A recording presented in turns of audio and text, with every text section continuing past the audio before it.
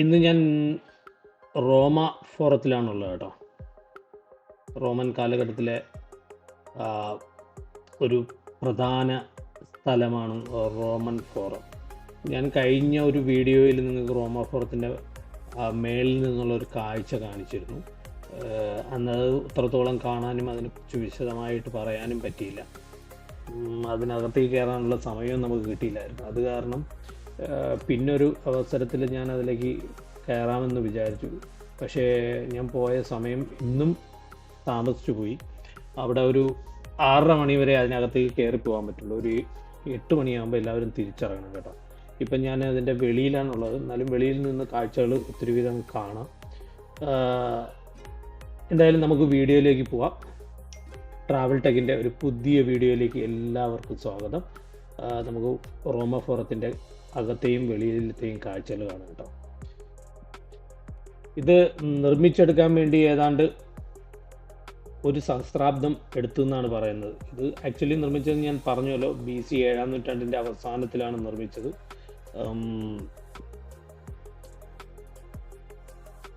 ഇത് റോമൻ ജീവിതത്തിൻ്റെ ഒരു പൊതു കേന്ദ്രമായിരുന്നു കേട്ടോ. ഇതിൻ്റെ ഹിസ്റ്ററി എന്ന് പറഞ്ഞാൽ ഭയങ്കര ഇതാണ്. നമുക്ക് പറഞ്ഞ് തരാൻ അത്രത്തോളം അറിയില്ല, എന്നാലും അറിയാവുന്ന വിധത്തിൽ ഞാൻ പറഞ്ഞുതരാം. ഇവിടെയാണ് ജൂലിയസ് സീസർ മരിച്ചത് എന്ന് പറയുമ്പോഴത്തേക്കും ജൂലിയസ് സീസറിൻ്റെ സുഹൃത്തുക്കൾ ചേർന്ന് കുത്തി കൊലപ്പെടുത്തിയത് ഇവിടെ വെച്ചിട്ടാണ്. പുള്ളിയുടെ ശവശരീരം ഇവിടെയാണ് അടക്കപ്പെട്ടിട്ടുള്ളത്. പക്ഷേ അത് എവിടെയാണെന്ന് നമുക്ക് എക്സാക്ട്ലി കയറി കാണാൻ പറ്റില്ല. കയറിയാൽ അതിനുള്ളിൽ കയറിയിരുന്നെന്നുണ്ടെന്നുണ്ടെങ്കിൽ ആ ജൂലിയസ് സീസറിനെ ശവകുടീരം കാണിക്കാൻ പറ്റുന്നത്. അതങ്ങനെ വലിയ ഇതായിട്ടൊന്നും മെൻഷൻ ചെയ്തിട്ടില്ല. അതെന്നാലും ഒരു ഗ്രേവ് അവിടെ ഉണ്ട്. ഈ കാണുന്ന പരിസരത്താണ്, ഞാൻ ഈ നിൽക്കുന്ന ഭാഗത്ത് അടുത്താണ്. പക്ഷേ അതിന് അവിടെ ഒരു ചർച്ച് അവർ നിർമ്മിച്ചിട്ടുണ്ടെന്നാണ് പറയുന്നത്. പക്ഷേ ഇത് ജൂലിയസ് സീസറിനെയൊക്കെ അടക്കം ചെയ്തെന്നുണ്ടെങ്കിലും പിന്നെ അതിനുശേഷം വന്ന ഭൂമി കുലുക്കത്തിലും കാലാവസ്ഥയുടെ വ്യതിയാനങ്ങൾ കൊണ്ടാണ് ഇത് മൊത്തം നശിച്ച് കിടക്കുന്നത് കേട്ടോ. ഇത് പിന്നെ പുനർനിർമ്മിക്കുകയൊന്നും ചെയ്തിട്ടില്ല. ലാറ്റിൻ ഭാഷയിൽ ഫോറം എന്ന് പറഞ്ഞാൽ റൊമാനം എന്നറിയപ്പെടുന്ന ഒരു പുരാതന റോമിൻ്റെ ഒരു നഗരമാണിത്. റോമൻ റിപ്പബ്ലിക്ക് സ്ഥാപിതമായ 500 BC ഒക്കെയാണ് ആദ്യമായിട്ട് ഈ ഒരു ഓപ്പൺ എയർ ഫോറത്തിൻ്റെ ഒരു കാര്യങ്ങളെക്കുറിച്ച് അവർ ചിന്തിക്കാൻ തുടങ്ങിയതൊക്കെയാണ്. ഈ ഞാൻ നിൽക്കുന്ന, അല്ലെങ്കിൽ ഞാനിപ്പോൾ പോയിക്കൊണ്ടിരിക്കുന്നതിൻ്റെ റൈറ്റ് സൈഡിൽ താഴെ ഭാഗത്താണ് ജൂലിയസ് സീസറിൻ്റെ ശവകുടീരം ഉള്ളതെന്നാണ് പറയുന്നത് കേട്ടോ. നിങ്ങൾക്ക് എല്ലാവർക്കും അറിയാമല്ലോ, പുരാതന റോമിലെ ഏറ്റവും ചരിത്ര പ്രശസ്തമായ ഒരു വ്യക്തിയാണ് ജൂലിയസ് സീസർ എന്ന് പറയുന്നത്. അത് ഈ എന്താ പറയുക, അതിൻ്റെ BC 44 മാർച്ച് 15 സെനറ്റിൻ്റെ യോഗത്തിൽ പങ്കെടുത്ത സീസർ സുഹൃത്തുക്കളോടും സഹപ്രവർത്തകരോടും ഒപ്പം ചേർന്ന് 23 തവണ പുള്ളിക്കാരനെ കുത്തി കൊന്നു എന്നാണ് ഐതിഹ്യങ്ങൾ പറയുന്നത്. ഈ ഫോറത്തിൽ വെച്ചിട്ടാണ് പുള്ളിയെ കുത്തിക്കൊലപ്പെടുത്തിയത്. അത് ഇവിടെ തന്നെ പുള്ളിയെ ശവസംസ്കാരം നടത്തുകയും അത് പിന്നെ അതിനുശേഷം ഉണ്ടായ, ഞാൻ പറഞ്ഞല്ലോ, വെള്ളപ്പൊക്കത്തിലും കാലാവസ്ഥ വ്യതിയാനത്തിലും ഒക്കെ ഇത് ഈ ഫോറത്തിനുള്ളിൽ എവിടെയൊക്കെയോ ഈ ഇടിഞ്ഞ് പൊളിഞ്ഞിങ്ങനെ പോയ സമയത്ത് ഈ അദ്ദേഹത്തിൻ്റെ ശവകുടീരവും തകർന്ന് അടിഞ്ഞെന്നാണ് പറയുന്നത്. എന്നാലും ഒരു ഓർമ്മയിൽ അവരിങ്ങനെ ഒരു ചെറിയ സ്ഥലം ഇപ്പോഴും പറയുന്നുണ്ട്. പക്ഷേ എനിക്ക് അതിനകത്തേക്ക് പോയിട്ട് ആ ഭാഗം കാണിക്കാൻ പറ്റിയിട്ടില്ല കേട്ടോ. അതിന് ഒരു ഞാൻ എത്തേണ്ടിയിരുന്ന സമയം എന്ന് പറയുന്നത് 6:30 മണിക്ക് മുമ്പേ എത്തണമായിരുന്നു. 6:30 മണിക്ക് മുമ്പേ വന്നാൽ മാത്രമേ ഇതിനകത്തേക്ക് കയറാൻ പറ്റുള്ളൂ. അതൊരു 8:30 മണി വരെ അതിനകത്തേക്ക് നമുക്ക് കയറി എല്ലാ സ്ഥലങ്ങളും കാണാമായിരുന്നു. പക്ഷേ അൺഫോർച്ചുനേറ്റ്ലി എനിക്ക് എത്താൻ പറ്റിയില്ല, സമയം താമസിച്ചു പോയി. ഇപ്പം ഓൾറെഡി മണി 8:30 ഇങ്ങനെ ഇപ്പോൾ സന്ധ്യ മയങ്ങി തുടങ്ങി. ആ ഒരു കാലാവസ്ഥയാണ് നിങ്ങളിപ്പോൾ ഇതിൽ കൂടി കണ്ടുകൊണ്ടിരിക്കുന്നത്. അതായത് എനിക്ക് ഭയങ്കര വിഷമമുണ്ട്, ഞാൻ ഇത്രയും ദൂരം വന്നിട്ട് എനിക്ക് ആ ജൂലിയസ് സീസറിൻ്റെ ശവകുടീരം കാണാൻ പറ്റതിലും നിങ്ങളെ കാണിക്കാൻ പറ്റാത്തതിലും അതിഭയങ്കരമായ വിഷമമുണ്ട് കേട്ടോ. ഇനിയൊരിക്കൽ നമുക്കത് ജൂലിയസ് സീസറിൻ്റെ ശവകുടീരം കാണാൻ ശ്രമിക്കാം. എന്തായാലും ഇവിടെയുള്ള കാഴ്ചകളാണ് കാണുന്നത്. കണ്ടില്ലേ, ഈ റോമൻ ഫോറത്തിനകത്ത് കുറേ അണ്ടർഗ്രൗണ്ട് കേവുകളുണ്ട്. ഈ അണ്ടർഗ്രൗണ്ട് കേവുകളൊക്കെ ഫെൻസിങ് കൊണ്ടിച്ച് എങ്ങനെ മറച്ചിരിക്കുകയാണ്. പക്ഷേ അതിനകത്തേക്കൊന്നും ആർക്കും പ്രവേശനമില്ല.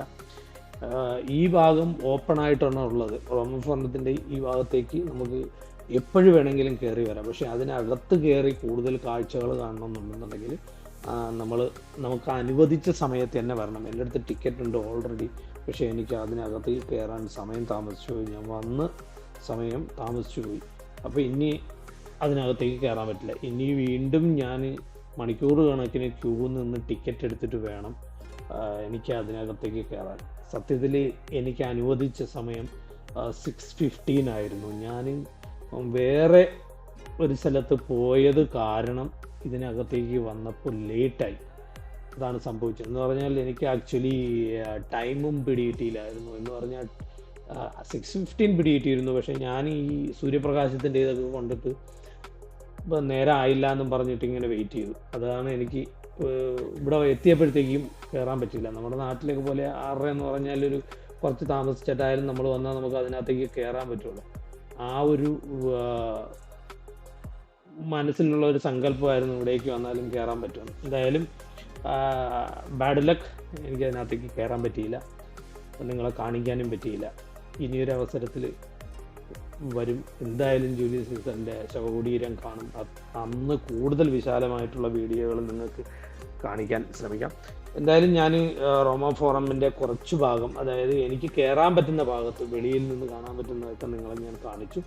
ഇതെല്ലാം ഇടിഞ്ഞു പൊളിഞ്ഞൊക്കെ കിടപ്പുണ്ട്. പണ്ടുണ്ടായ ഭൂമികുലുക്കത്തിലാണ് ഇത് മൊത്തവും നശിച്ച് ഇങ്ങനെ താഴെ ഇടിഞ്ഞു പൊളിഞ്ഞ് കിടക്കുന്നത്. പക്ഷെ അതൊക്കെ അത്രയ്ക്ക് വേസ്റ്റ് ഉണ്ടായിരുന്നൊക്കെ അവർ ക്ലീൻ ചെയ്തു. എന്നാലും കെട്ടിടത്തിൻ്റെ പ്രധാന ഭാഗങ്ങളൊക്കെ അവിടെ ഇപ്പോഴും ഉണ്ട്. ഈ പറയുന്ന ഭാഗങ്ങളൊക്കെ ഇത് പുനർനിർമ്മിച്ചതാണ്. അതൊക്കെ ഓഫീസും കാര്യങ്ങളൊക്കെയാണ് കേട്ടോ. അവിടെ എല്ലാം ഈ കാണുന്ന വേലി കെട്ടി മറച്ചിരിക്കുന്നത് എല്ലാം അണ്ടർഗ്രൗണ്ട് ഗുഹകളാണ്. എന്നാലും കുറേ ഭാഗമൊക്കെ ഉണ്ട്, ഇപ്പോഴും നശിച്ചു പോയിട്ടില്ല. അവരൊന്നും പുതിയതായിട്ട് നശിപ്പിക്കാനും ശ്രമിക്കുന്നുമില്ല, സമ്മതിക്കുന്നുമില്ല. അതങ്ങനെ തന്നെ അവർ സൂക്ഷിച്ചിട്ടുണ്ട്. ഇന്ന് ലോകത്തെ ഏറ്റവും കൂടുതൽ ടൂറിസ്റ്റുകൾ എനിക്ക് തോന്നുന്നത് വരുന്നത് ഈ റോമൻ ഫോറവും ജൂലിയസ് സീസറിൻ്റെ ശവകുടീരവും ഒക്കെ കാണാൻ വേണ്ടിയിട്ടാണ്. നമ്മൾ കാണുമ്പോഴത്തേക്ക് ഇത് ഒരു നശിച്ച് ഇടിഞ്ഞു പൊളിഞ്ഞു കിടക്കുന്ന ഒരു ബിൽഡിങ് പോലെ തോന്നും. എന്നാൽ ഇതിനെക്കുറിച്ച് പുരാതന കാലത്തെക്കുറിച്ച് പഠിക്കുന്നവരും ഹിസ്റ്ററി പഠിക്കുന്നവരും ഒക്കെ അത് റിസർച്ച് ചെയ്യുന്ന ആൾക്കാർക്കൊക്കെ ഇപ്പോഴും ഇതൊരു മഹാത്ഭുതം തന്നെയാണ്. നമുക്കിൽ ഇവിടെ എങ്ങനെയാണ് അതിൻ്റെ ആ ബിൽഡിങ്ങുകളുടെ ഗ്രൗണ്ടിൽ നിന്നുള്ള വർക്കുകൾ തുടങ്ങിയിരിക്കുന്നതെന്ന് നിങ്ങൾ മനസ്സിലായിരുന്നു. ഓക്കെ, കുറേയൊക്കെ ഇടിഞ്ഞു പോയിട്ട് അവർ പുനർനിർമ്മിക്കാനൊക്കെ ശ്രമിച്ചിട്ടുണ്ട്. പക്ഷേ അത് അങ്ങനെ തന്നെ വെച്ചു. പിന്നെന്തോ അത് നിർമ്മിക്കാൻ മുന്നോട്ട് പോയില്ല. അതാണ് കണ്ടില്ലേ, അവിടെ കുറേ ഈ എന്താ പറയുക, കൺസ്ട്രക്ഷൻ പർപ്പസിനുള്ള സാധനങ്ങളൊക്കെ കെട്ടി വെച്ചിട്ടുണ്ട്. പക്ഷെ അതൊന്നും പിന്നെ എടുത്തതുമില്ല, അതങ്ങനെ തന്നെ തുടരുകയാണ്. കണ്ടില്ലേ, അത് ഈ ഇടിഞ്ഞു പൊളിഞ്ഞിരിക്കുന്ന സ്ഥലങ്ങളൊക്കെ അവരിങ്ങനെ ഒരു തകിടും ഷീറ്റും തടിയൊക്കെ കൊണ്ട് ഇങ്ങനെ മറച്ചോ അല്ലെങ്കിൽ കോൺക്രീറ്റ് ചെയ്യാനുള്ളതൊക്കെ ശ്രമം നടത്തിയിരുന്നു. പക്ഷെ അത് പിന്നെ ഉപേക്ഷിക്കപ്പെട്ട നിലയിലാണുള്ളത്. എന്തായാലും റോമൻ ഫോറം കണ്ടു. അത് അത്ര വിശാലമായി അതിനകത്തേക്ക് കയറി വീഡിയോ എടുക്കാൻ പറ്റിയില്ല. ഞാൻ നേരത്തെ കഴിഞ്ഞൊരു വീഡിയോയിൽ ഞാൻ മേളിൽ നിന്ന് താഴോട്ടുള്ളൊരു ഷോട്ട് കാണിച്ചിരുന്നു. അതായത് ആ കുന്നിൻ്റെ മേളിൽ കയറിയിട്ട് ഞാൻ അവിടെ നിന്നുള്ള ഒരു ഷോട്ട് കാണിച്ചിരുന്നു. അതായത് പ്ലാറ്റിനിയിലേക്ക് പോകുന്ന സമയത്തുള്ള അതിന് മുന്നേ ഉള്ള ഒരു വീഡിയോ നിങ്ങൾക്ക് കണ്ടാൽ അറിയാം. അതിലാണ് ഞാൻ ആ ഷോട്ട് കാണിച്ചിരുന്നത്. എന്തായാലും ഞാൻ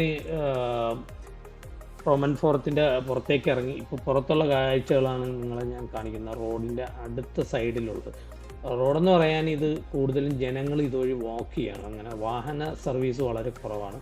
ഒഫീഷ്യൽ വാഹനങ്ങളും പോലീസും അങ്ങനെ മാത്രമേ ഇതുവഴി പോകുന്നുള്ളൂ. നോക്കിയേ, അവിടെയും ഈ കാണുന്ന ഭാഗത്തുള്ള ബിൽഡിങ്ങുകളെല്ലാം ആ പുരാതന റോമിനെ ഓർപ്പിക്കുന്ന ബിൽഡിങ്ങുകളാണ് കേട്ടോ. ഇവിടെയൊക്കെ അണ്ടർഗ്രൗണ്ടും അങ്ങനെയൊക്കെ തന്നെയാണ്. നോക്കി എല്ലാം ആ പുരാതന റോമിനെ ഓർമ്മിപ്പിക്കുന്ന ആ ബിൽഡിങ്ങുകളാണ്. അത് നോക്കി അതൊന്നും ഒരു കേടുപാടും സംഭവിക്കാതെ ഇപ്പോഴും സൂക്ഷിച്ചിട്ടുണ്ട്. എന്നാൽ ഈ ചില ബിൽഡിങ്ങുകളും ചില ഭാഗങ്ങളുമാണ് അത് പൂർണ്ണമായും നശിച്ചു പോയത്. പൂർണ്ണമായും നശിച്ചു പോയിട്ടില്ല, എന്നാലും ഒരു 90% ഇടിഞ്ഞു പൊളിഞ്ഞ് താഴേക്ക് പോയി. ബാക്കി ഇപ്പോഴും ഉണ്ട്. പൊളിഞ്ഞു പോയത് അങ്ങനെ തന്നെ അവരിട്ട് വേസ്റ്റൊക്കെ കോരി കളഞ്ഞു. ആ ബിൽഡിങ്ങിൻ്റെ ഒരു ബേസ്മെൻറ്റും അതും ഇതൊക്കെ അവിടെ സൂക്ഷിച്ചിട്ടുണ്ട്.